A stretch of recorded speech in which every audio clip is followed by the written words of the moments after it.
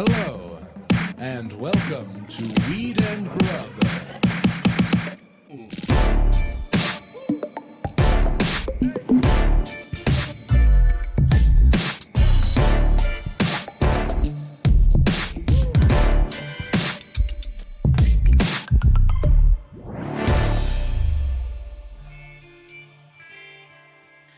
I don't know what it was we'd smoked, but I just wanted to start off by saying that we had such a good weed experience last week that you said that you needed to go home and get vertical. Yeah. I meant horizontal. Like I needed to close my eyes and go to bed. Yeah. And I just thought it was so fantastic that the world was so topsy-turvy, one way up, one way down, that you were like, man, I really need to go home and get vertical. I feel crazy. I brought a picture of it. Oh, no. Oh, that's so crazy that you chose that picture. I think that's so interesting. There's a context to that image that I'm sure you don't know about. Tommy Cash, who was infiltrating. My TikTok is all Fashion Week right now because it just happened. But this is from 1 or 2 Fashion Weeks ago. Tommy Cash was doing things like this at like the Balenciaga. Okay, say more about that real quick. Oh, he did this. He did a handful of other ones. But when I was so stoned that I was like, I need to go home and get vertical, I immediately thought of this image. Which, for anyone who wants to tune into our YouTube, is a person crossing a street fully in bed while upright, but asleep in bed with sheets and a pillow. I don't know what we smoked. I'm so high I can't remember what we smoked, but it did a number on me. Maybe a sleep number some on of me. This delicious farm cut. 36. Yeah. Oh, there's also kind of a different context to the origins of that image that I know that is definitely going to put a weird dark spin on the top of this pod. That's what we do here at Weed and Grub. There was a protest by a woman who was raped on campus in one of the New York universities, and she protested her sexual assaulter not being kicked out of school by wearing her mattress to class. And it was like a very famous protest that preceded Me Too, I believe. And I think her name was Emma. I can't remember her name. We'll maybe drop it in the show notes. But like preceding Fashion Week, preceding that image, there was a woman who wore her mattress to school because she was like, I was raped and the school's not doing anything about it. That is a striking image and also a very dark, fucked up thing to have happen to anyone. But also that's some good art in response to something horrific. Fucking great art. She was an art student, and it was just so interesting that then that would make its way into Fashion Week to have it be like, oh, you're drawing a parallel that I don't think I absolutely believe that they saw that and they took it.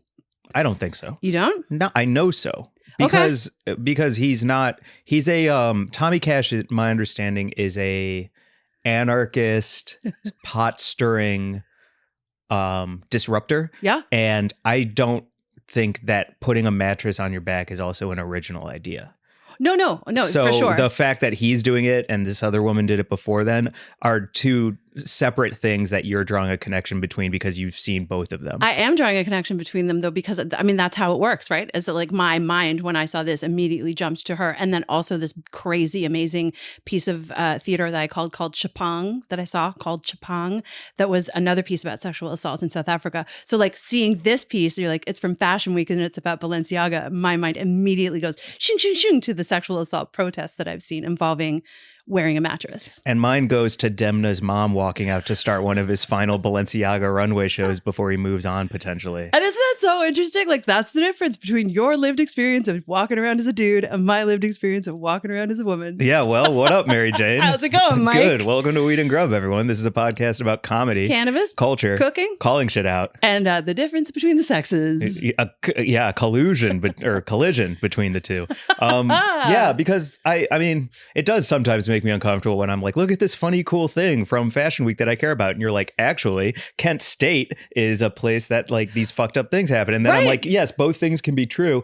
Also, my interest in Fashion Week and somebody like Tommy Cash and my stone stuff, it does sometimes make me uncomfortable that it immediately leaps to sexual assault and rape protests and the art that comes from that. I'm so glad that we're actually, thank you to anyone listening to our podcast to listen to us dig into this for a second though, because you and I went for a fucking delicious dinner just a couple of nights ago. Shout out Pura Vida vegan Italian food on Santa Monica here in Los Angeles.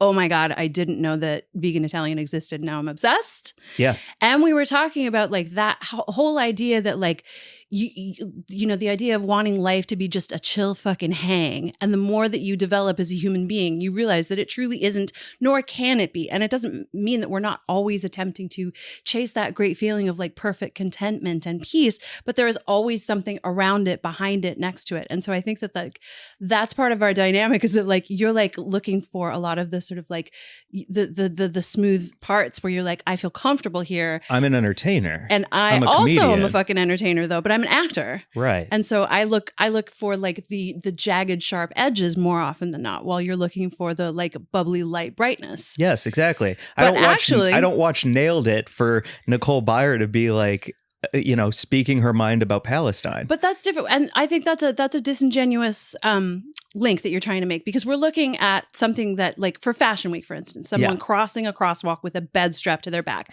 You cannot look at the image of anyone with a bed strapped to their back and not immediately understand all of the fucking pieces that you can draw from that image, having to do with sex and burdens and sexual assault and like what you are, you know, chained to with your bed, whether or not it's actual sexuality, but maybe it's about depression or anxiety or safety or being a fucking, you know, a hotel worker who has to change 1 million of these in order to pay your fucking grocery bills, whatever it is. You cannot look at that one image and be like, what a good time. Like you can't. I can't. I can. But because that's the difference. If you remember, I don't know, maybe 2 months ago now, we started talking about what the heck is the movie with the bugs in the ghetto.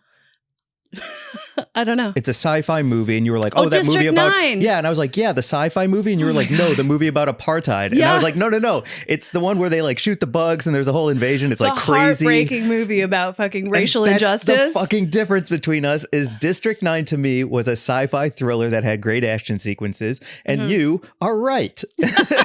Do you know what I'm saying? What a great way to start this episode. Thanks, Mike. I'm just saying, let's get to plugs, but in a second, because like I to put a button on this, that is why I love things like Fashion Week and can like get deep into the clothing game, especially right now. The new Rick Owens collection is incredible. Yeah. But I think you might look at it and you might be like, oh, this whole thing is about climate change and the apocalypse coming and how awful the world is. And I'm like, yeah, but those shoulder pads on that jacket are also really cool. But that's the fucking crazy cool thing about fashion, is the greatest designers are always saying something about the world. Vivienne Westwood was saying everything about punk culture and fuck the monarchy and fuck everyone who's in charge and fuck authority and fuck the establishment. Like Vivienne Westwood, Alexander McQueen, all the like my favorite British designers were all saying fuck it, fuck everything. And your favorite American designers, I think, are saying much of the same, like on different levels, but with it's usually an anger but it doesn't or an interest outrage. Me. I just like the coolness of the clothes. Okay. And so I don't know, like it's not that deep for me. Cool. But does that bring you joy? Yeah, it brings me absolute joy to read something into, to draw conclusions from a beautiful image that means more than the thing that I'm looking at. That's looking at art and appreciating it as someone who is excited by it and it tells me a fucking story. If I'm just like, oh, I just like the way that skirt hangs, that's much less interesting to me than saying like, oh, the way that skirt hangs actually has to do something with this particular architectural detail in this building that this person is saying should be torn down because it was put up in a neighborhood and gentrified this fucking ghetto. And that is their homage to the fact that this whole fucking system sucks. Yeah. You know? I do know. So I know through your eyes. I don't know myself. But you do, because you do get mad at stuff all the time. Yeah, I mean, and we will get to that in the second half. But the things that I get mad at, I feel like are a lot more, well, that's not fair either. I think we're different deep. We're deep in different ways. Like when I smoke a bunch of weed and watch a horror movie, I can like think of all the metaphors that horror movie is talking about, but also a lot of them are so like on the, I don't know. I'm rambling now because you've got me twisted in the wind a bit, because like, I guess I like to be deep, but if deepness comes at the price of my own joy because of the pain that I'm feeling from it, then I'd much rather just avoid that. Okay. What an amazing way to come around to that. Like you're not necessarily interested in feeling the pain that is associated with that measure of joy. 100%. Which is the definition of grief. Like the amount of grief that you feel directly reflects the measure of joy that thing that you have lost gave you. Say it again. The grief that you feel reflects the amount of joy that the thing you have lost gave you. So like if you love something incredibly, you're going to feel an immense amount of pain when it is gone. Right. Like So when I can't grief- watch Norm Macdonald's last Netflix special. Exactly. I just can't watch it. Because it causes you grief, because you miss him and he gave you joy. Yep. So like grief is the measure, the literal, like the dipstick into the well of pain that measures how much joy you felt when you experienced that thing when you had it. Okay. That's interesting. So you're not necessarily willing to put your dipstick in to feel the measure of pain in order to reflect the happiness. You're just like, I just want it all to be I keep my dipstick cool. shallow. I keep a Mike. shallow dipstick. Shallow dipstick glazer. Yeah. I keep a very shallow dipstick. And I just walk around. I think that's absolutely accurate. Fantastic. And that's also why I'm probably not a good actor. And probably why you are a good actor, because you have a long, deep dipstick. I have a big old dipstick, man. Oh shit. Sometimes I just drop it into the tank and it just floats around in there. And then I have to dive in and get it back. And those are the days that when you just don't see me. Right. I'm like in the tank with the dipstick. With the dipstick. Mhm. Yeah, pulling each other down. Yep. Well, I don't know, man. Like, I guess that's why we do this pod, right? I mean, it's part of it. Part of it is just we like hanging out and having a good time and talking about food and weed. So you want to get to some of that? God, yeah. I'm dying over here. Fucking dying.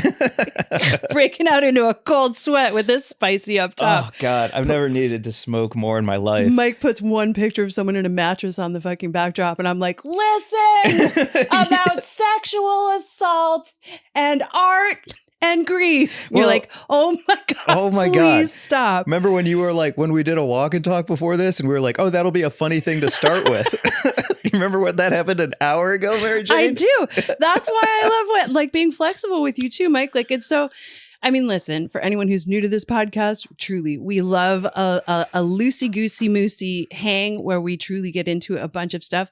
It is also what I truly love about like our dynamic that you really hear us wherever we are in our relationship, in our like budship, because like some days we're, totally on the same page and we're just having a great time. And some days we're coming from different places. Like obviously today, we always map out an idea of what's going to happen that we don't really know. Yeah. This is a good place for plugs because maybe your show and your Substack is also on your mind right now. Do you want to do plugs real quick? Sure. Okay. Segue King. Hey, I'm just trying to get the fuck out of this.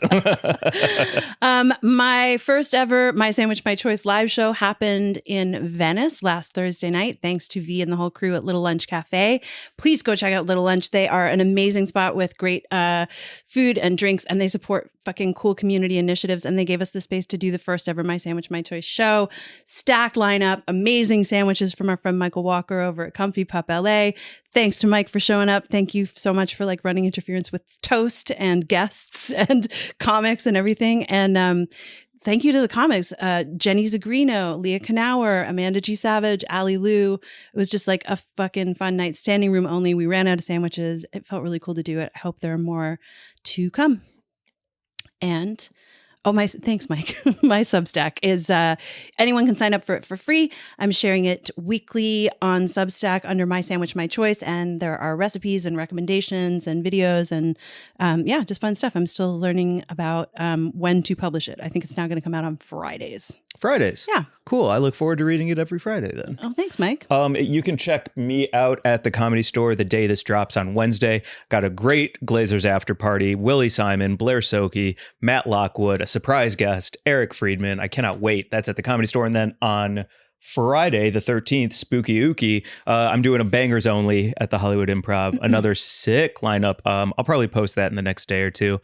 But if you're in LA, come to the Comedy Store or come to the Improv. I'll be giving away a lot of stuff because I am flush with stuff right now and I'd like to share it with the community. Fabulous. Lastly, please vote for us. This is the last week to vote for the EmJays. We've been nominated for Cannabis Podcast of the Year. Go to the EmJays website, go to the show description, go to our Instagram, click the link, vote for us at the EmJays. We deserve to. We are the best cannabis podcast out here and we deserve to win, God damn it. It was such an incredible feeling when you guys got us nominated for Best Cannabis Cannabis Podcast of the Year.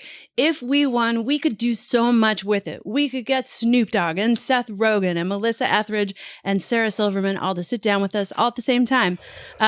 Please go. Yeah, in a round table? Yeah, that would be great? A fucking great hazy round table. I would love that. Yeah, if you don't mind taking just a couple minutes, hit the link in our show notes and go vote for us so we can walk that red carpet as winner chicken dinners. Yeah, thank you, buds, for voting. Thank you. What's next on our list here? Oh, well, because producer Mark turned us on to the fact that we were getting it wrong about maple syrup, I've brought some maple syrup in to do a on-podcast taste test. What do you mean? Oh, that's right, because I thought that the darker the syrup, the higher the grade. We both thought this, and I was also wrong, which is embarrassing because I'm Canadian. I should know better. You should know better about syrups. Yeah. Mark, though, producer Mark knows the most, it seems. Well, he is from upstate New York, so he does know everything there is to know about. Is that a syrup capital? Yeah, it is. It's very, like that whole... Don't throw your hands up like I know all about syrup. I didn't even know that dark meant bad.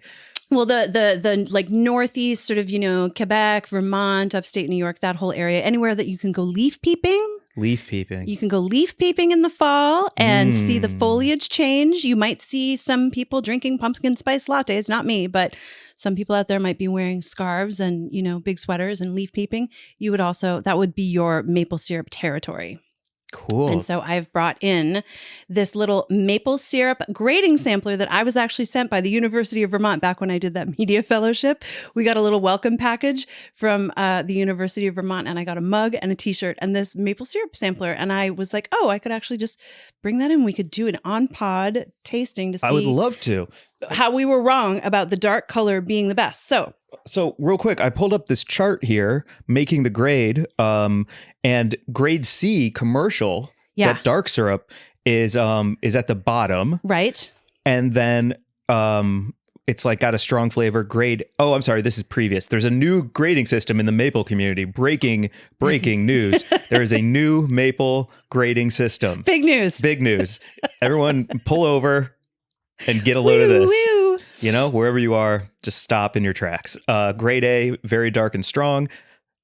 Grade A up, dark and robust color. Grade A amber color with rich flavor, and then grade A golden color with delicate flavor. Okay, so what's a little fucking insane about this to me is that it's all grade A. Like, what goddamn insane system is this where all of the grades are A? They got maple on the brain.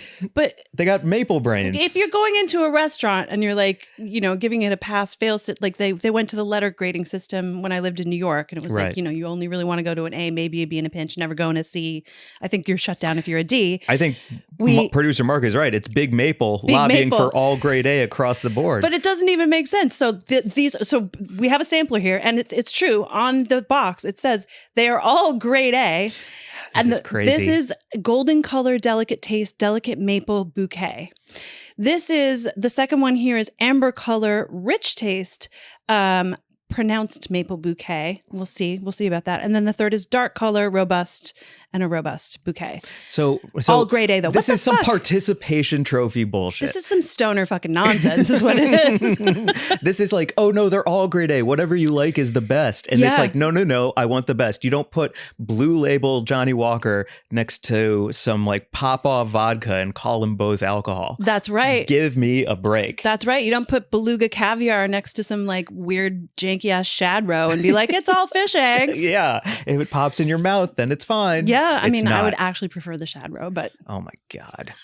You can't be mad. You can't be mad at that. Okay, so what are you going? You're going light. I'm gonna go delicate first.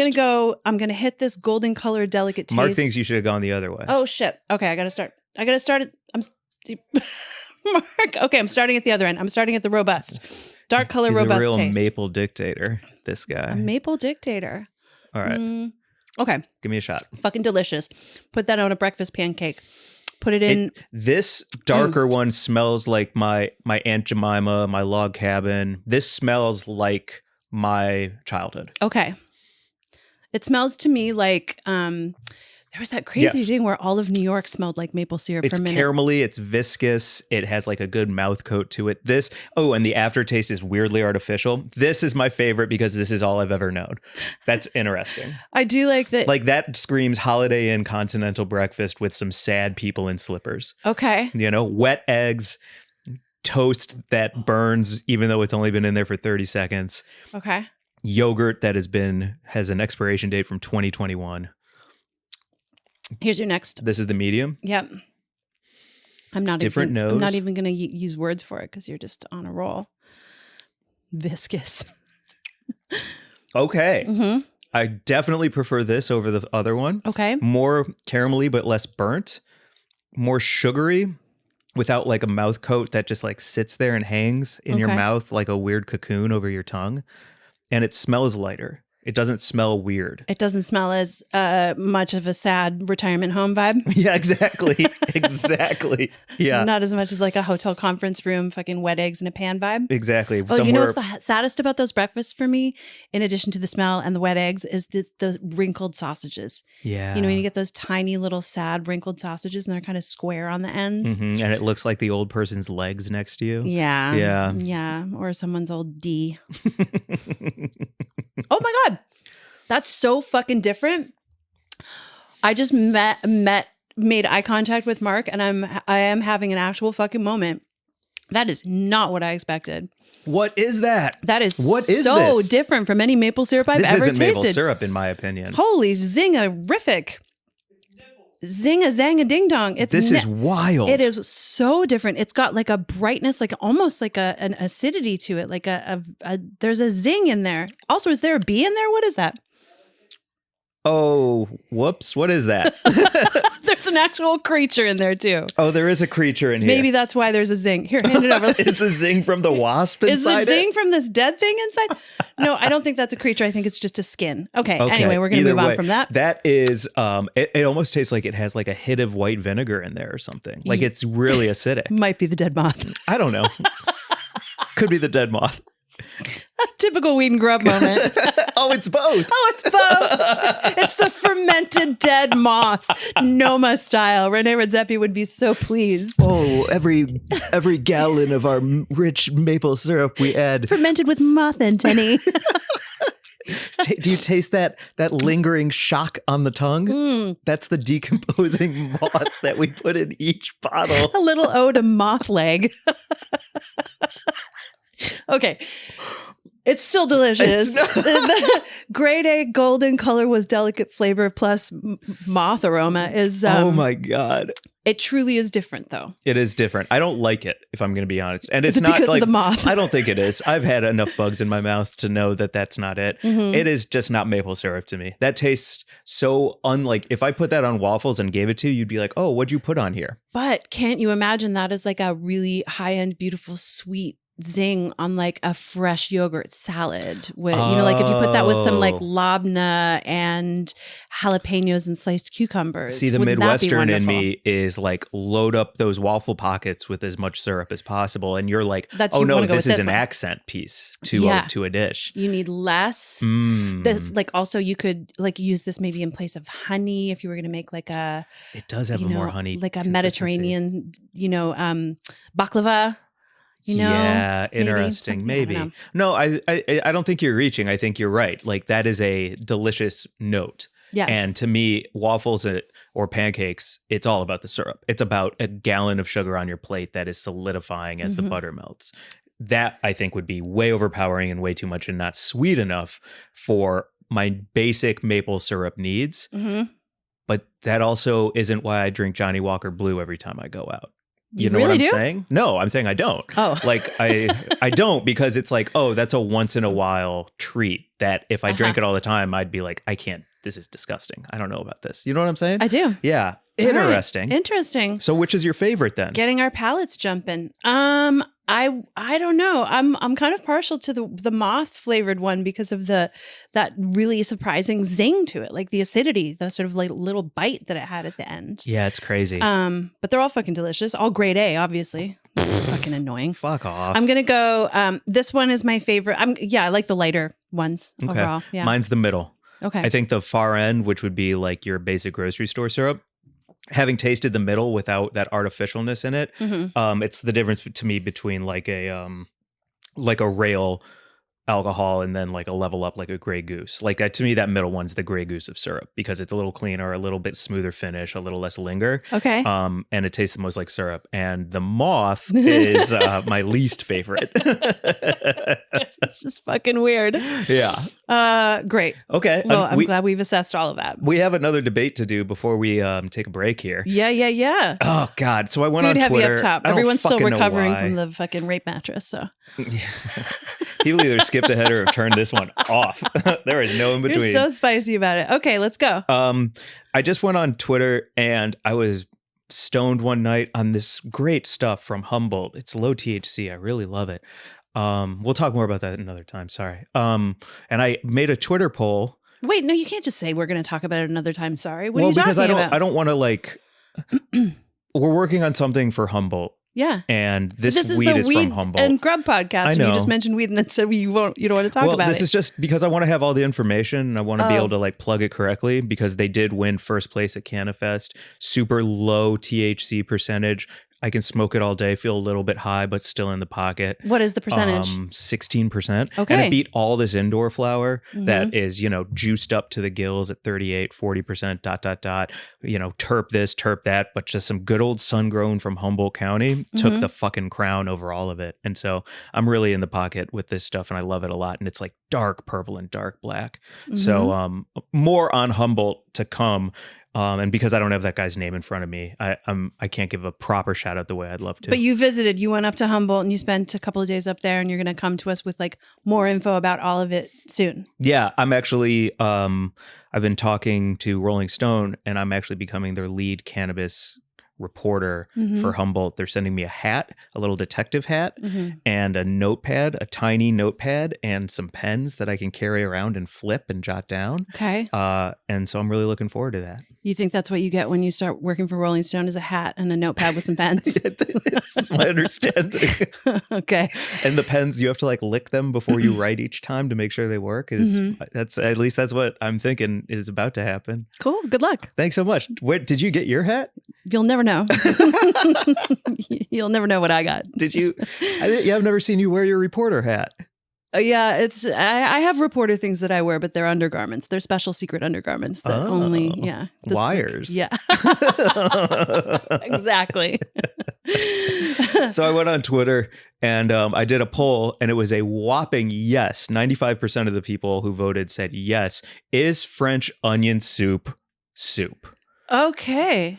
Wait, the question was, is it yes or no soup? Yes. And everyone was like, yes. But the comments, the two people that commented on it said no with pretty accurate reasons why it's a no. Okay. And so I just wanted to bring it up here and see what you think and then tell you what I think. And then maybe you tell me what you think and so on. Okay. And then we'll just go back and forth like that. Yeah, and for get a into bit. yet another fight. Probably. You know what this French onion soup reminds me of? Rape. Sorry for anyone I am actually, I'm never ever fucking joking about sexual assault, but like obviously that is part of our vibe right here. Like as of late, especially because of all of the sandwiches that I'm making are largely to do with sexism and misogyny, feminism and reproductive rights. So it is fun to like just say that and laugh about it. And you're making a real impact. Obviously, it's never a fucking laughing matter. And so, yes. Also, thank you for just allowing me to say that. Is French onion soup soup to you?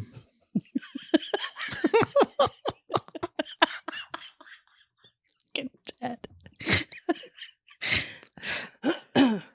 Well, it depends on the context. Where and when am I eating it? What am I wearing? Who am I eating it with? It's fall, what country am I in? Did I order it? Was it paid for by me? Is someone forcing me to eat it? How hot is the cheese? Is it hot enough to burn me?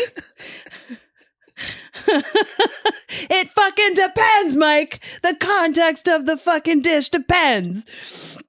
No, it's soup. It's soup. It's not soup. soup. It's fucking soup. No, it's not. Of course it's soup. It's in the name. Yeah. It's not called French onion bowl of hot cheese and onions with bread in it. But I think that was the argument that people made, and I stand by that is now my argument as well. Oh. That you wouldn't just order a bowl of those onions in a broth. It's all about the bread on the bottom and the cheese on top. Therefore, my guess is that it's in the universe of pizza. It's in the expanded universe of pizza because you've got bread on the bottom, that Pura Vida. We got that pizza at Pura Vida. Yeah, that Italian joint. And it had roasted caramelized onions as the sauce because it was a sweet sauce with a salty top. So good. So in my case, this middle would be that sauce, and then the top is cheese. I think this is in the expanded universe of pizza, and it is actually not a soup at all. Borderline stew, but it's all about the cheese and bread. Therefore, soup is out of pocket. So you think French onion soup is actually pizza with a wet base? Yes. Which reminds me of years ago when we started this podcast and we had an argument about how you were saying that everything was a sandwich. Yeah. And we went through a bunch of stuff. And I think the one where you convinced me, I was like, fucking nachos. And you said shattered sandwich. And I was like, sandwich. Okay, I'm with you on this. Yeah. So now you've moved on to everything is pizza, is what you're saying? This is pizza. It could, of course, be a sandwich because bread on the bottom and cheese on top. It could be an open-faced onion, cheese and onion wet sandwich. An open-faced onion and wet sandwich. Yeah, of course it could. But to me, it screams pizza because of the melted cheese and the cheese pull factor. What I will say is that French onion soup absolutely exists without the cheese, though. There's an onion soup that you can buy in a can. I think Campbell's Soup makes a version of it where it's French onion soup and it's just a can of onion soup. Is it called French onion soup, though, still? I don't know. Producer Mark, can you help us out? Oh, he's also positing this could be a casserole. I don't think so because casseroles are square. What are you talking about? Casseroles are square. A casserole goes in a square or rectangular dish at all times. 100% be oval. Casserole is all about right angles. Have you never seen a round fucking shepherd's pie? That's a pot pie. Yeah, which is a casserole. No, it's not. Oh my God. Are you out of your mind? No, a pot pie is not a casserole. A pot pie. Pies are circular, not square. Cake is square. Pies are circular. A pot pie is a savory circular, pie. You absolutely insane lunatic. Yes. Weddings only. All the time on the box of every cake mix. That shit's circular. All right, listen, we're getting too far off topic. French onion soup exists without the cheese. In can form. Let's look it up. From a place like, I'm going to say Campbell's, I'm going to say Progresso, I'm going to say any other soup thing that I can't think of the name of. Maybe you want to look it up on your phone. Well, Mark's looking it up too, because the other thing that somebody posited was that it's not even French. Okay. And so I thought this whole thing just seems like a big autumn lie. It's a big autumn lie. As someone who lived in France, I will tell you that in France, when you order it, it's soupe à l'oignon, which is onion soup. Oh, so it's just onion soup. Right. So maybe it is French then. It is. Yeah, absolutely. I think it's traditionally a French recipe. Gets its name from France. Yeah. Yes. After making its debut in the 18th century, it has become a national treasure during ancient times and still today. Oh, God, fucking Wikipedia. But yes, onions were easy to grow and readily available. And then I think just with a meat stock and then you throw that bread in there, it's a hearty dinner for any farmer coming in from the fields. And then if you have some hot cheese to throw on the top. Would you order it without the cheese? Absolutely not. That's why I don't think it's like, it's a real, it's not, it's the cheese. And I think that's the focal point. Like you can have the most unctuous, beefy, brothy, warm slurp of your life, but it's about that cheese. And it's about that soggy fucking bread, which is why it's not a soup to me. This is the thing though, is like if you're really going to eat a French onion soup, I think correctly, you're going to you take several mouthfuls of like the cheese with the little bit of bread and the soup. And then once you break through it all, you're going to slurp up the soup. Like you're going to finish it all at the same time. Yeah. You're not just ordering it just to eat the cheese. Like there are pizzas that I would order just to eat the toppings. I guess we're saying the same thing though. Like I wouldn't order it without the cheese and you're saying the cheese makes it great. So we're saying the same thing. We're saying the same thing. But you oh my God, we think agree it's soup. On something. Yeah. I think it's soup. Okay, interesting. Yes. I'd be curious what other people think on this. I'm also about to go home and do an experiment with a lot of onions because I marinated a ton of onions for the grilled cheese sandwich that we served at the live show, a la Nancy Silverton's amazing recipe for classic grilled cheese with marinated onions. And I made so many onions. I filled up an entire one of those huge like restaurant fucking, plastic, 3-liter tubs with it. Well, I have about a liter of marinated onions left over and I don't know what to do with it. So I have also a rotisserie chicken that I bought at Costco the other day, ill-advisedly, because I live by myself and Archie and I are only 2 people. We can't eat a whole 8-pound rotisserie chicken by ourselves. So tonight I'm going to saute a bunch of garlic. I'm going to saute the 3 pounds of mushrooms that I also bought. I'm going to throw those marinated onions in with a bunch of broth, rip up some of the rotisserie chicken, dump in a bunch of kale and maybe some beans. I'm going to make it into a soup.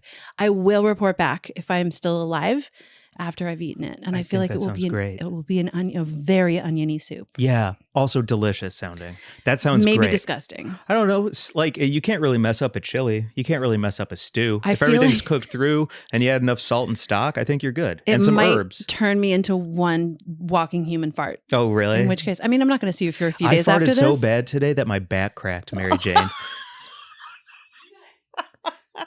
I'm not kidding. That's so good. Oh man, where were you? What happened? I was like, doing my thing in my room. You were at home? Yeah, I was at home. It was like my morning session, as we'll call it, not to get too much more graphic. Oh my God, were you jerking off? No, that's not a morning thing.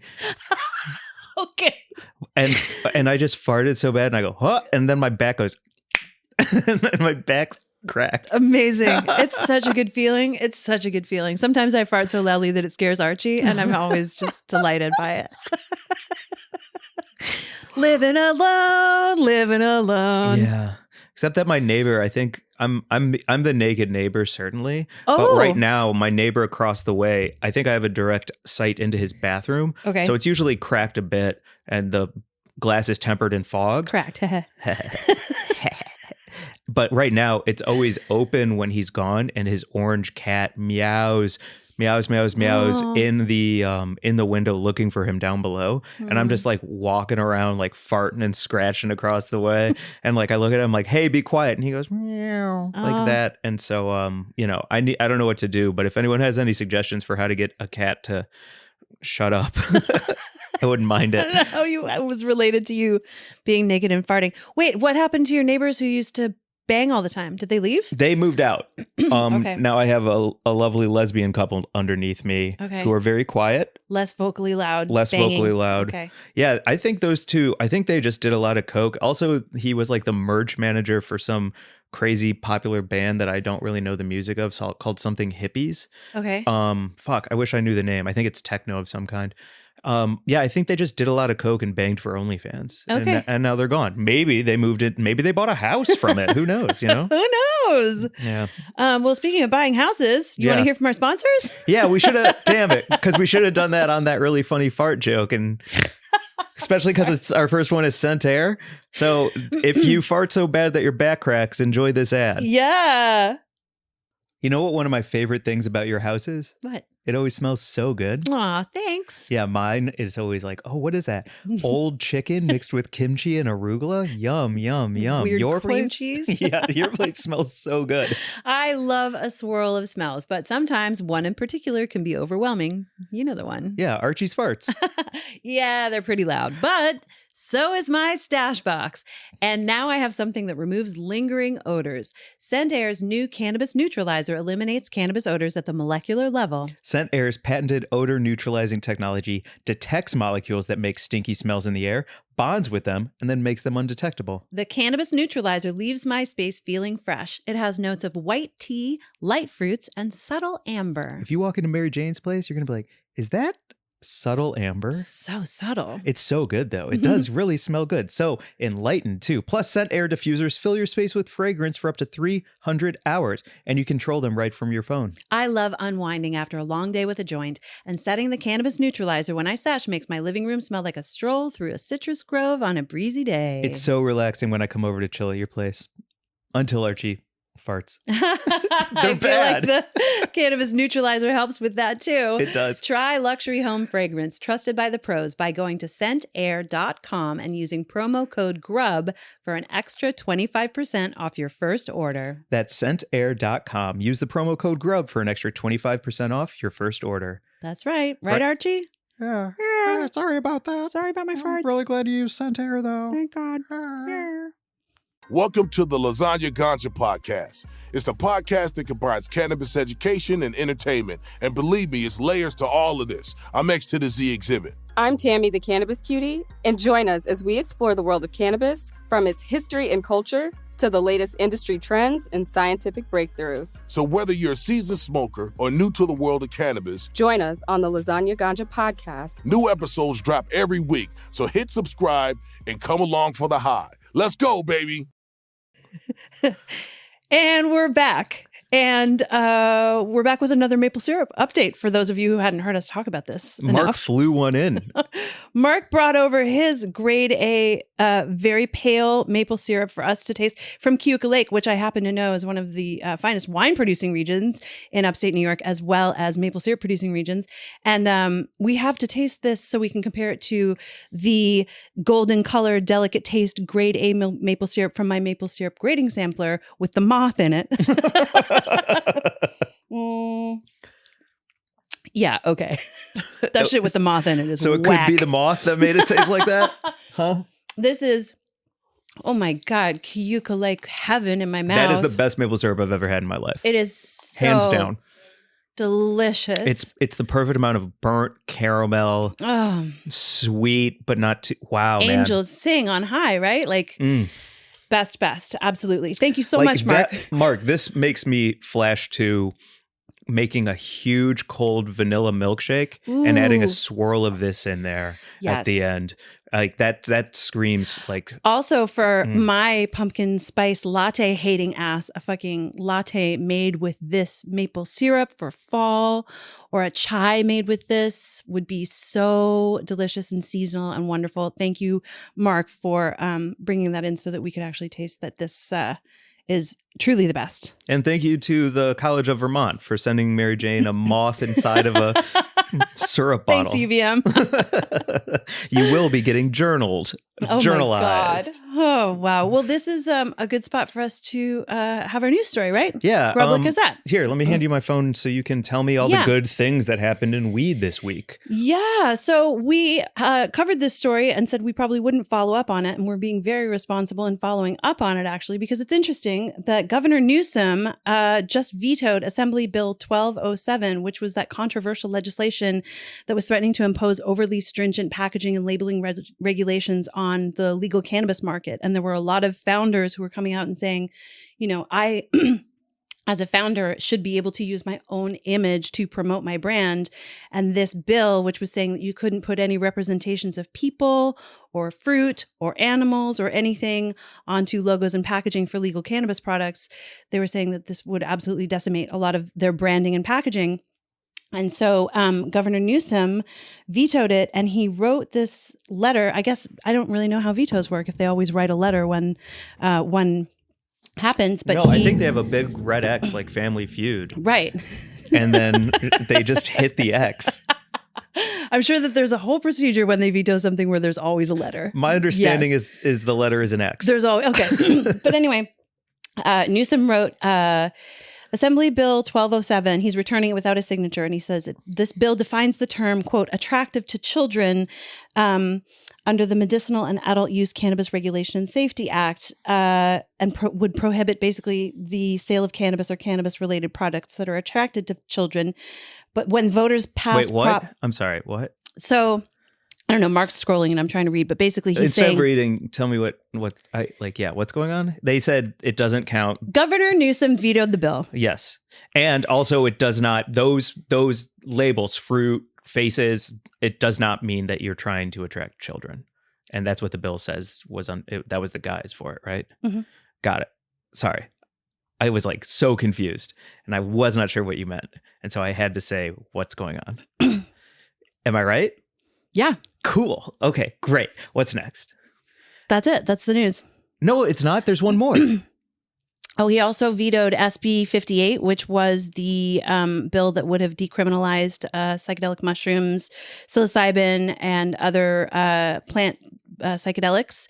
And he vetoed that. And I think that's interesting because when we were at the Oakland Psychedelics Conference, we heard a panel of people speaking about it and saying that it was ultimately really too flawed to pass, and they didn't believe that it would pass. And so, when it happened, I put it in my story and a bunch of people wrote in on Instagram. They were like, oh, fucking bummer. And I was like, yeah, I actually don't know enough about that particular bill to know much more than what I heard the activists saying, which was that it was largely intentions in the right place, but not this time. We got to work on getting it right to pass in the next session. I love how the people, at least that I follow and look up to in psychedelics, how honest they are about where psychedelics are as far as policy is concerned and like its seat at the table. Like the people I really respect and try and follow, like Reggie, a bit with Reggie Harris, a bit with Jimmy Devine in some cases. But like whenever somebody can come forward and say like, we got something came across the desk, this wasn't it, but awareness is growing. And I'm so happy that some people are like, especially in weed, some people are like, anything passing is a good thing because it gets us one step closer, and then we can work within that framework to get all the things we want. And instead of taking the first thing that comes across the desk and being like, yes, we need anything to pass, like we've seen what that's done to weed. Like it's made everything so messy and so sinister at times, the way people can take advantage of all of these loopholes. And so I'm really excited for how psychedelics are shaping up, because people are trying to do it right and call out when things are like, yeah, nice attempt, but here's the problems with that, and we'll go back to the drawing board. Like we've got time and we've got resources and we've got the energy to do this right. It feels really freaking cool. So I'm just like really glad when something like SB 58 goes across the desk and it's actually a celebration that it didn't pass for all the right reasons. Yeah, I don't know if it is a celebration that it didn't pass, but it's definitely like a a benchmark of like, we needed to get to here, and then we need to actually make this better before we sign it into law. Okay. So like a second draft. Yeah. I don't think anyone was celebrating that it didn't pass, but I think there were a lot of people who were like, yeah, it makes sense. It was too flawed to enact. And as far as AB 1207 goes, what I was trying to say was that people, especially people of color, founders of color in the cannabis industry, were saying that they were largely going to be the ones affected by this packaging requirement that would have disallowed faces of people and animals and other things on packaging, that would have affected them largely as marginalized communities and people of color in the industry. And they were really glad that Newsom vetoed it because, for instance, Supernova Women, who has this Instagram post that we have up behind us on the screen, they're like founders of color using their faces to promote their brands. And so it's a really great thing that Newsom shot it down. That's awesome. I don't know if I like Newsom or not, but I like this. I mean, do we need to like them? Yes. That's such a fucking American thing. I don't need to like my politicians. I just need them to be effective. Like, I feel like that was such a weird thing that George Bush, all those fucking years ago, the younger, what's his name, W, campaign on, everyone was like, I want to have a beer with that. Who the fuck cares if you want to have a beer with him? I don't want to have a beer with any politicians. I want them to be effective at getting shit done. I don't care if I like them or not. I don't need to like Alexandria Ocasio-Cortez. Is she good at what she does? Great. Is she not? Get her out of there, you know? I hear you, but I think on the drive to Oakland, or maybe the drive back from the psychedelic conference, we were talking about like, when do you think the happiest time in America was? Like, when do you think like prosperity? Never. And just like it felt like thrivingness. And we both agreed that it was when Clinton was in office. Like it was I don't know all of the problems that I'm missing in that statement, but I do know for me and for a lot of other people, and I've asked quite a few people that people were like, yeah, when Clinton was in office. And that's the first politician I remember who was like playing sax and eating McDonald's. And it was more of like a celebrity book tour than it was like a presidential candidate. And I also think that was a time when like things were really good in our country. So I don't know what the correlation is between like liking somebody and prosperity, but that comes to mind as like my like argument against needing to like your politicians. So I mean, also producer Mark says until 1999 when Fred Durst was the tipping point. Yeah, I loved Fred. Hey, Hot Dog Water still stands up. I saw Limp Bizkit live, and it was so great. Did he run for office? No, but you know, Limp Bizkit changed the cultural landscape of music and changed everything. It was like crossover white boy hip hop heavy metal that didn't exactly exist in that genre before then, in my opinion. And I'm sure somebody will write something about someone who Rage I Against should the know. Machine. Same time. Yeah. So it was like that hallmark of like white dudes fighting the power through hip hop and guitar riffs. Okay. Yeah. So anyway, I loved them as well. But like that's why I like need to like my politicians. I need to like them more than like you make me think of Michael Bay. and how absolutely horrific he is on set. Notoriously awful. Yeah, didn't he make Megan Fox come over and like wash his car as an audition for Transformers? Like, I think he sucks. Yeah. Also, he yells at people. Yes, Okay. he yells at people. Yeah. And there was an interview with TJ Miller where he had salmon or sushi with Michael Bay while they were doing some movie together, and he was like, now that we're not on set, like, why are you so mean? Why do you hate everyone? And he was like, well, if everyone has a common enemy and shit talking, and it's me, and I'm the director, and everything gets done, then that means all the grips bind together. All the grips have a communal, like, fuck this, fuck that, but they all do their shit and they get it done, and they're a group. And if every group has a common enemy, then every group can grow strong together and rise to the occasion. And he's like, and in an action movie, there's so many moving pieces, so many set pieces, so much that has to happen, and you have one take, that if everyone is dialed in and mad at one person instead of intermingling community people being mad at each other, then that means they can just focus on their job. And I'm happy to be that asshole, because when the movie is over, everyone is super proud of their work, and I've worked with the same people for 20 plus years now. I mean, that does say a lot if you've worked with the same people for 20 plus years and your crew comes back over and over and over again. Sure. Yeah. I'm not about to say he's wrong, because obviously he's got a track record of hits, but I don't name Michael Bay's movies as like the greatest experiences of my life when it comes to movie making either. So I'm not the person to ask. Would you vote for him for president? No. Here's the thing for me and politicians. I grew up hating all politicians across the board, and that was largely to do with my father, who was a fisheries scientist. There were no politicians ever working in his favor as a conservationist or fisheries scientist. And I grew up in Newfoundland, where the cod fishery in 1990, there was a moratorium announced on the cod fishery, meaning that all of the cod fishing communities all around Newfoundland, this was a generational cod fishing place that I grew up in, where there were hundreds of years of cod fishing. The cod fishery was so mismanaged by the Canadian government and overfished by both the Canadian fisher people and like Portuguese and Japanese and Faroese boats coming over. The whole thing was so fucking mismanaged that it collapsed due to government mismanagement who had not listened to the scientists and the fishermen. There was no reason for me growing up to ever trust any fucking politician, no matter what they said about anything, because the natural resources of the place that I grew up in, with generations of fisher people, was fucking decimated because of political fucking inaction and fucking, it was terrible. Yeah. So that's the household that I grew up in. Don't listen to any politician ever. It doesn't matter what they say. They're always going to talk out both sides of their mouths. They're never going to be in favor of policies that actually benefit the people. Like, they're true. It is always going to be a power play. It's always going to be people trying to get ahead. It's very rare to have someone in politics who is working for the people, right?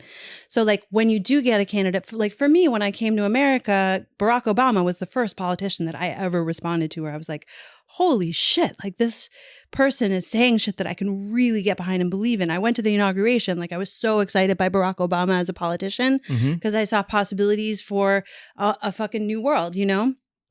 When you look at his policies after he left office, bunch of crazy, terrible shit. Yeah. Crazy, terrible shit.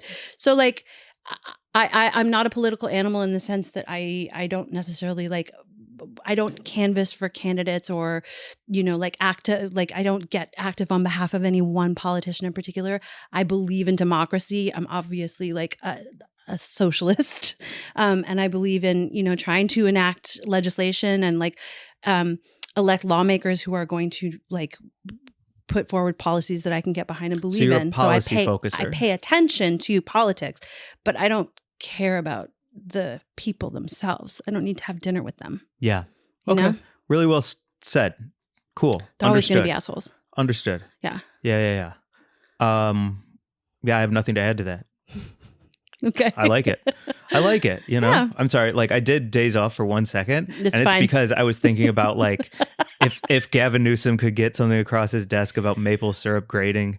And There is no maple syrup here though, is there? No, but there's also no grading system. And, you know, I need a little bit more clarity on it. And then I came back to what you were saying. I would love like just a little internal animation of like me talking, then slowly going back into the back, and then like some like just walking through your head, Mike thinking about maple syrup while I'm like, anyway, and politics and sexual assault and feminism. Mike's like dreaming about maple syrup. Poor guy. Why do you do this podcast with me, Mike? Because I have the best time. I look forward to it all week. You want to get a different co-host? No, I'm not kidding. I know you're not, which Sometimes is why I I'm think you being should. serious. Okay. Jeez Louise, Jeez never, Louise. never. Cheese Louise, never, Jeez.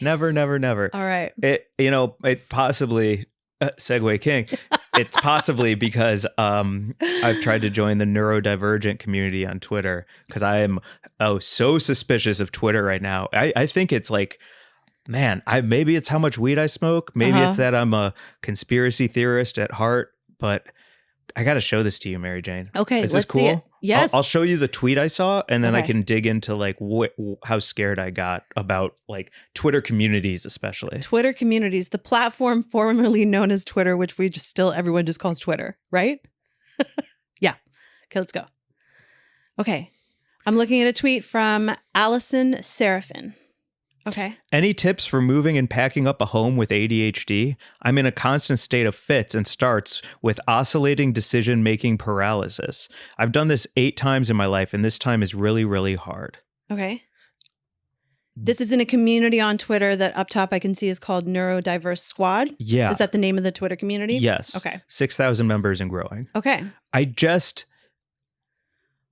Say everything about it. Big blanket, like, I don't like the idea that having trouble making decisions because life and moving feels overwhelming has now been labeled as oscillating decision-making paralysis. That to me is fucking nuts. Are you fucking kidding me? Oh, you mean like it's hard to pack up all of your boxes and figure out what moving company you have to use and how to get your stuff and how much money it costs and if you need renter's insurance and the fact that you're like, do I need all these plates or should I go to Goodwill? But when am I going to go to Goodwill? I'll probably just leave them in my trunk for the next 6 months and then they'll just sit there instead. Yes, it is hard to make choices. The idea that now it is called oscillating decision-making paralysis, though, I have a huge fucking problem with. It's huge fucking problem. I feel you on that so much. And I also think just like with an editor's eye. So I'm reading a book right now that's really instructive because I'm trying to write a lot more right now. And I'm reading this book that I'm really not enjoying, but it's also so instructive because reading it, I can see every piece of it that should have been cut. And I'm like learning about editing my own work and just thinking like, you can say less and less and less. And in so doing, say much more, right? Like the best fucking writers, the Joan Didions and the Ernest Hemingways of the world were so compact and concise and lean with their language that it's thrilling to read. They don't have like all of the fucking flowery craziness. They're just like surgical with it, right? Reading something like this is just a word fucking salad, that oscillating decision-making paralysis, when she could have just said, so it says, any tips for moving and packing up a home with ADHD? I'm in a consistent state of fits and starts with oscillating decision-making paralysis. She could have said, any tips for moving and packing up a home? I'm overwhelmed. Yes. Right? Yes. Is that what you're annoyed by? Or you're more annoyed by like not just the word salad, but the actual, like you're diagnosing something that is truly not, you don't need to diagnose this. Okay. So many of those things are yeses. And also it is a language of terror and fear. Paralysis is a terrifying word. Right. And so that's the same as like one of my big theories and one of the things that I think like Elon Musk is doing, all social media platforms are doing, is like, I'll talk out of both sides of my mouth very quickly. Disclaimer, neurodiversity, autism, being neurodivergent is a very real thing with very real, like not only, what's the word I'm looking for? Like it affects you and it's a real fucking thing. And I'm not saying that it's not real. What I am saying is it does feel like social media right now is pushing this like neurodiversity where everything is neurodivergent.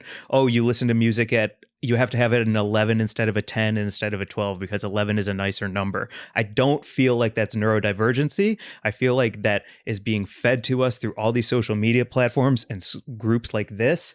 Okay. The neurodiverse squad we're looking at here. And one of my big theories is because so many kids are getting fucking hit in the face with all of this, that it's also a way for pharmaceutical companies and for drug ads and for all of these things to start pumping in new types of medication to cover your decision electroparalysis and your inability for noise regulation and your ADHD diagnoses saying? specifically being the main one that I'm hearing about, especially not just in kids, but I think in my peers as well. Like I'm hearing the chatter online from people in my fucking, Gen X millennial world of getting a diagnosis and then being medicated for it, which I think is interesting because obviously it's a serious thing that you have to look at. And if you can get a diagnosis and medication helps, fucking wonderful. But also the fear that comes along with like, oh no, it's not just that like I have to move and I'm feeling overwhelmed, but I actually also need meds for this. I think a community is great. I just don't even know if Allison Seraphin is real.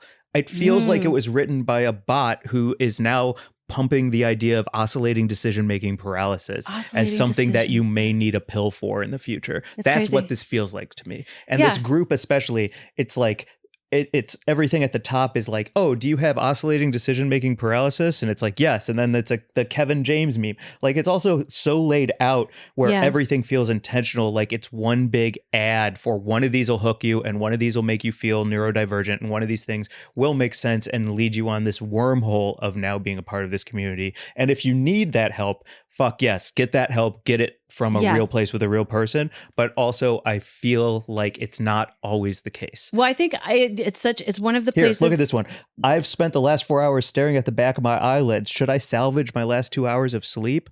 Why are you putting that online? I don't think that's a real person. I think that's a bot who's like talking about Israel that your and extended Palestine. Release meds have run out when you grab the wrong set of keys and lock yourself out of your house. No, that's actually just something that happens to people and you don't need extended release meds necessarily. You should just like put some fucking keys in a lockbox like I have because I lock myself out of the house all the time. Also, who knows? I've asked my therapist many times if she thinks that I have a diagnosis that could, because there are a lot of things. So I've done the self-diagnosis for ADHD tests on TikTok and Instagram, and I've looked through them because I have a lot of, like, I'm very scattered.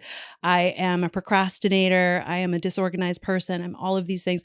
And I do have a diagnosis. It's post-traumatic stress disorder, a severe fucking case of it that I was diagnosed with a long fucking time ago.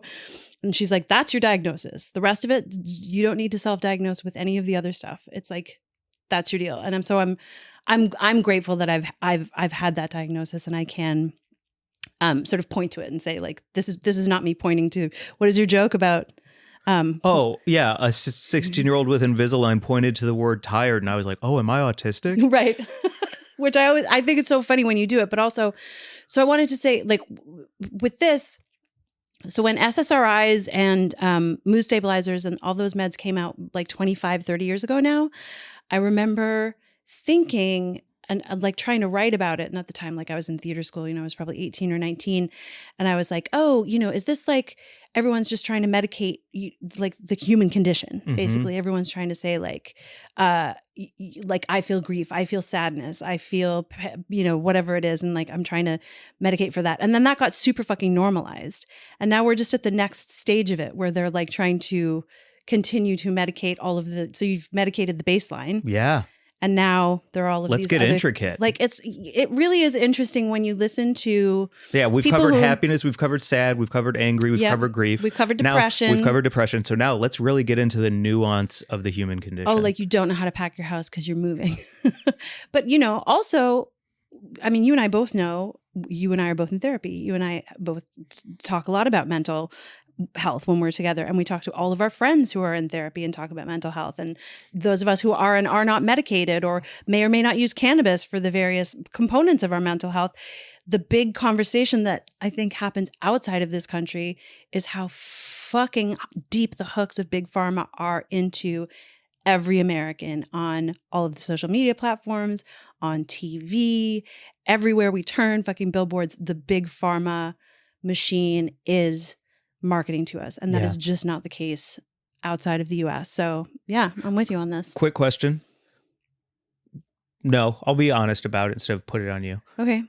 We had dinner this weekend, and one of the things you said to me was like, if you ever don't take your meds, then I just will not stand for that and I won't be kicking it. I won't be around for that bullshit. Mm-hmm. So obviously I am on meds that help me, and we can both agree that is a very good thing for me to stay on them. Totally. Also, I have worked with tons of kids with autism. My brother works with special school district with kids who have severe autism, Fragile X, some real like issues that need to be monitored. They need to be like pharmaceuticalized. There's like things that need to happen. For sure.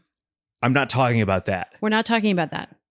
We're not talking about that. Okay. That's all I needed to also say. For real. Yeah. Like, good to add that context again. I know you set it up top too. Yeah. Like, yes, these things are real and important, and some people need medication. We all need to be talking about it all the time as a real thing and not dismissing it. Because I think too, that's part of the whole fucking alt-right conversation, is that all the fucking soy boy pansy asses need to fucking take, medication for their fucking baby problems. That's not what we're talking about. Right. We're talking about the ridiculous oscillating decision paralysis. Yeah. Also, the word oscillating bothers me because I know it because of my fan in my bedroom. Yes. Oscillates. Yes. So the very idea that you're going to use my fan for your scare tactic verbiage is upsetting to me. Also, how can you have oscillating paralysis? Because oscillating is a motion and paralysis is the lack of motion. So that is an oxymoron. Oscillating paralysis isn't a thing. Isn't a thing. You can have static paralysis. You Googled it. What did it say? Oh, no, is it a real thing? We're going to get in so much trouble. Someone's going to write in and be like, I have oscillating paralysis. Well, don't fucking listen. I don't give a shit. I Googled it. Okay. Oscillating decision paralysis. Okay. Is it what does it say? The problem, this is from STEM Line's blog. That's the best I can do. Oh, it's from a blog. Okay. The problem with oscillating decision making is that if it is allowed to continue, then no decision at all is made and decision paralysis occurs. Many of you will be familiar with this from observing teams in emergency medicine. Okay. Am I paralyzed by decision making? And it's all just examples of choice paralysis, overthinking, paralysis, ADHD, and then it immediately goes into pills. Like that's wild. It's wild. Like it absolutely feels like a commercial for things that are being manufactured, crisis manufacturing. You know what's great for oscillating decision-making paralysis? Making one decision at a time. Smoking a bowl. Yo, that too. Will smoke. Because the best part about that is truly when I'm feeling overwhelmed by anything and I smoke a joint, I usually find myself in the kitchen contemplating the contents of my refrigerator. Beautiful. It's an amazing place to go and find peace. I look at my rotisserie chicken. I come up with this soup recipe that I'm going to go home tonight and try. I came up with it last night when I was stoned. I was like, I don't have the energy right now to cook this. I'm going to make this happen tomorrow. And I am. I'm going to make it happen tonight. But like that sort of like crazed feeling of being overwhelmed by everything for me really does calm down into, I can't do anything about most of that right now. So I'm just going to like look at my dog, contemplate my fridge, go for a walk, drink this cold water, maybe take a shower and eat an apple. Mm-hmm. It's relaxing. What do you think if we could do a fundraiser to make a commercial for Go Outside? Do you know what I'm saying? My number one thing to tell myself, like and on else. Fox News after restless leg syndrome, having trouble falling asleep. It's like the opposite of that 10 p.m. Do you know where your kids are? Yeah. It's like, it's 6 p.m. Go outside. Go outside. Take a walk. Yeah. Talk about your feelings with a trusted person. Great. Yeah. Love Eat it. healthy and exercise. Drink water. Go outside. Yeah. Side effects may include a beautiful bronze tan, nice skin, calorie deficit, sense of well-being, increased hamstring strength. I'm seeing a lot of ads right now for like Hims and Hers, which are those like online platforms where you can order medications now without even visiting a doctor. Cool. Yo, fun. Now you can just go on a telehealth platform and get ED medication. Really? Which I am in favor of. Actually, I did just make a sandwich video about the fact that they're now using a telehealth initiative in New York City to prescribe abortion medication to New York City residents, which hugely in favor of that as a telehealth initiative. You have to live in New York. Interesting. Yeah. Oh, that's cool to learn about. Yeah. So go outside. Do you like French onion soup? Love abortion and French onion soup. We've got together, especially. Yeah. You know, that's a nice night. One doesn't happen without the other in my world. You'll never know which one comes first, though.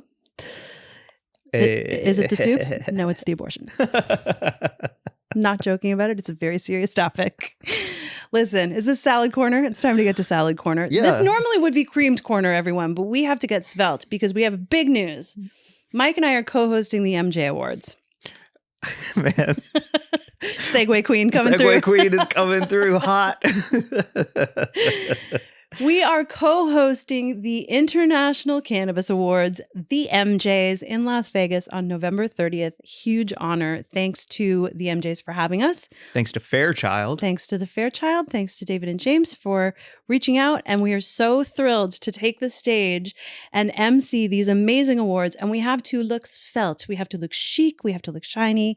We have to look happy and healthy and glowing. So for today and maybe the next few weeks, Cream Corner is going to be Salad Corner. Salad Corner. Mm-hmm. What's your favorite kind of salad?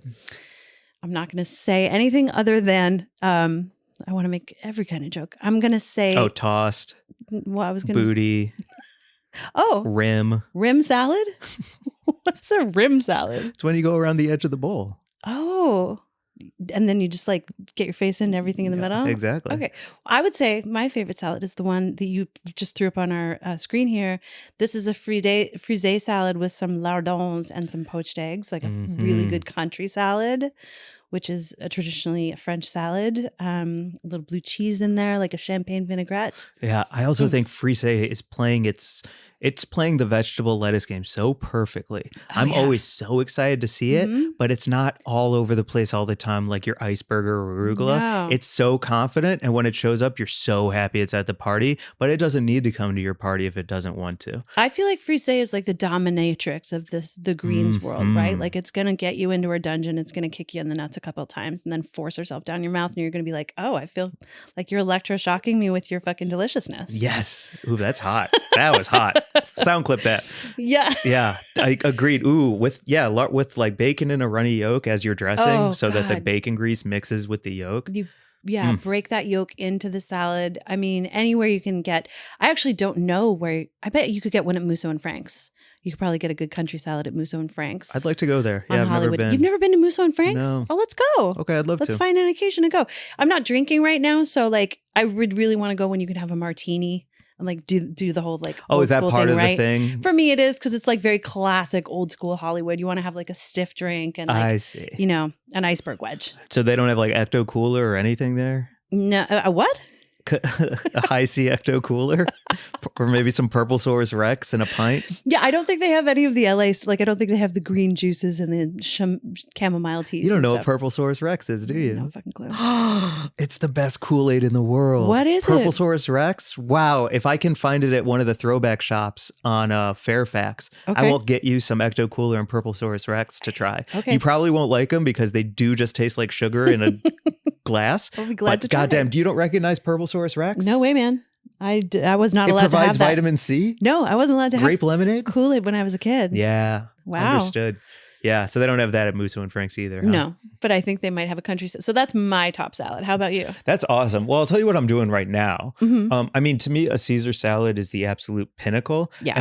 But it's also like the craziest because it's the most simple, right? Like it's your parm, it's your crouton, it's your dressing, and it's your lettuce. It's nothing better, but also unmistakably all about the Caesar dressing and nothing else. Mhm. Like it's a bowl of Caesar dressing with a little bit of crunch.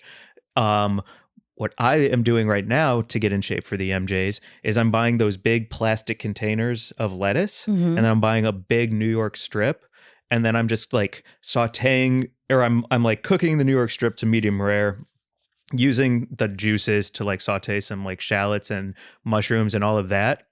And then make like a honey Dijon sauce with that, with a little bit of white wine and a little bit of vinegar, Ooh. capers, a little bit of cream, and then that's my dressing. And then I just like Did you say slop a little bit of cream? yeah, like jizz and stuff. And then I just put the whole thing over the plastic thing of salad greens Okay. with the steak on top, and that's like my dressing. And so I'm just making like steak in a sauce and just covering and putting it over lettuce. That's the most masculine salad I could possibly think. Maybe with the exception of the cream, maybe. But Yeah, but that's like to just smooth it out a bit. You could like not are you use talking like that. heavy cream? Yeah. Okay. Yeah, but you could not use that, Okay. especially the closer we get to the EmJays. But yeah, that's what I'm doing right now. And then I Wow. take the plastic and I put it in a duck's mouth. Okay. I don't know. That's I saw a fucking- woman recently, and she looked so rich. She's the kind of person who would be like, "I just think we should make straws bigger, then they wouldn't fit in those noses." Oh, Know what I'm saying? I do. Yeah, that kind of rich. Yep. Anyway, good salad corner on both fronts. And I will say on the Caesar tip, I love a Caesar because it can be vegan as well as as easily as it can be just like a regular Caesar salad. And I never noticed the difference. And in fact, when we went to Pura Vida, I think I've discovered that you can eat almost any, apart from like animal protein, like a steak or a piece of chicken. It seems like nowadays almost anything can be made with plant-based dairy alternatives that taste as good as the real fucking thing. I don't need it to taste like the real thing. I just need it to taste delicious. Exactly. And there was like the pieces were amazing. And then you got a carbonara, a plant-based carbonara. With mushroom bacon. Holy smokes. And then the salad, they had like an almond-based ricotta with a za'atar dressing and like spiced pumpkin seeds. Anyway, I'm all about that stuff right now. It's so fucking good. Yeah. Yeah. I don't know how they did a carbonara and made it vegan because the whole thing is egg yolks. So rich. But it was so rich and so good. So good. I don't know. So salad corner ends up being about carbonara cream. It's still cream corner. It's typical. It's so funny. Listen, well, I took the we are who we are. I didn't get this body by not eating. I did pull up these pictures though of these are all Barefoot Contessa Ina Garten salads because I mean, she knows how to make any plate of food look fucking delicious. And it is so much about, and I've learned this also from Lindsay over at F&B Radio. Shout out to Lindsay and her amazing plating and just her Instagram because she is always about the ratio, like, and her everything. It always looks so luxurious. Like a salad is never going to be less than like 10 components all dancing in harmony. And I think that's, you know, what these pictures of the Barefoot Contessa salads look like as well. Like this is really like, you know, radishes and lettuce and celery, but then obviously like plated with some glorious, like unctuous fucking dressing and, you know, maybe some salad sprinkles on there. Shout out salad sprinkles. And, you know, from Wanamaca. Yeah. Yeah. Eat salad sprinkles. So it's all about the proportions and the marriage of various elements together as well. We're no gonna more look fridge so bowls. hot. No, I'm done with them for now. Yeah. Also, my skin is really bad right now because of it. Anyway. So we're gonna look hot. We're gonna look for freaking the hot. EmJays. If you want to be in Vegas, November 30th, we'll be hosting the EmJays, and I cannot wait. Huge honor. So excited to do that together. We're gonna look dewy. We're gonna be in good moods. It's gonna be a great time. Well, is your opening monologue like my opening monologue? Here, we'll do one real quick, okay? Yeah, I'll be like, what's up, EmJays? And everyone goes, yeah. And I'll be like, so, sorry we're starting a little late, but that's weed for you. And then everyone goes, ha, ha, ha. And then your joke is... Sexual assault is a problem in the American culture. Also gun control. And I don't care about politicians, but I do care about politics. Make yourself a sandwich. Our first award goes to Best Tech. Outdoor organic flower. Sexism in the cannabis industry makes me fucking crazy. They're like, whoa, you hired the right person. You hired the right people. You hired the right people. It's going to be great. It is going to be fun. I'm not going to be mad. I'm not going to be yelling. It's going to be awesome. It's going to be fantastic. Do you want to do Buds of the Weekend? Also, I have a surprise for you as we do Buds. Absolutely. Okay. I need my phone really quick to pull up my Bud. But so... I don't know where it is. Oh, do I have it? It's under your knee. Your right knee. Great. So I got a DM and this person is my Bud of the Week this week. My Bud of the Week this week. Shout out to Tom. And also shout out to the people he hooked me up with. I want to find it. Shall I do whatever the surprise is? Yeah. Okay. Let's do it that way. So, okay. It's a whole fucking box. My homie Tom DM'd me and he's like, yo, I want to get these to you. They're from my friend's company. Okay. And they arrived the other night and they are so good. And I'm so excited that I had to bring them to you to do an unboxing. Okay. So my Bud of the Week this week is Tom, at Tom. I'm sorry, I don't know how to pronounce NGO. Is it Go? I think it's no. I don't know. Okay. Let's ask. But it's Tom NGO 422. Apologies for not knowing how to pronounce your last name, Tom. But he's a part of Mooney's Social and he's a part of Mooney's Bakery Club. Oh my God. Oh, Moon Pies. Oh, are they infused? Yeah. Holy smokes. A 40 milligram infused moon pie. Hold them up so you can see them. Whoa. This is gorgeous. There's a whole assorted red bean, lotus. Oh my goodness. This must be matcha or green. Oh, black sesame. Wow. Pineapple. These are so beautiful. Isn't that the most generous thing in the world? Social Club. And this whole box is like just stacked with all of these different flavors. So I'm going to give some out at the Comedy Store. Amazing. But also I want you to please take as many as you would like, because each of those mini ones is 20 milligrams. Yes. And then the big ones are 40. And I loved it because it says baked with love, and then it says watch your dosage. Mooncakes are meant to be shared. Nice. So, or eat a whole 40 milli yourself, or 20 milli yourself. I can't. 40 would send me to the moon, but I'll do 20 by myself. Yeah, absolutely. Oh my gosh. So please check out Mooney's Bakery. Check out my homie Tom, and check out Mooney's Social also, because that's where all of these came from. Beautiful. I just want to open up. What is this special box inside the box? There's another. Oh, nice. There's a canister with some tincture. Yeah. What a fucking prize. This is amazing. I'm definitely going to try the black sesame and pineapple. Take those with me. Okay, great. So that's my bud of the week this week is Tom, and check out Mooney's. Great bud of the week. Can you be my bud of the week too, Tom? Well, I have a great bud of the week, actually. My bud of the week is Little Lunch Coffee and V and the whole team at Little Lunch. We had our show there, the My Sandwich, My Choice event, thanks to V and her team. Because they give space to community initiatives, especially with female-founded brands like Sunshine Brands, which is V's Cannabis brand, Paradise Club Gummies, St. Hildy's infused tonics. We also had some Stone Road flour, and we had Laura Ann's Jams on hand as a sponsor as well. So it's just, thanks to V and all of the amazing work that they're doing over there to highlight these brands and shine a light on, female-founded brands and opportunities to support the community and, cool stuff.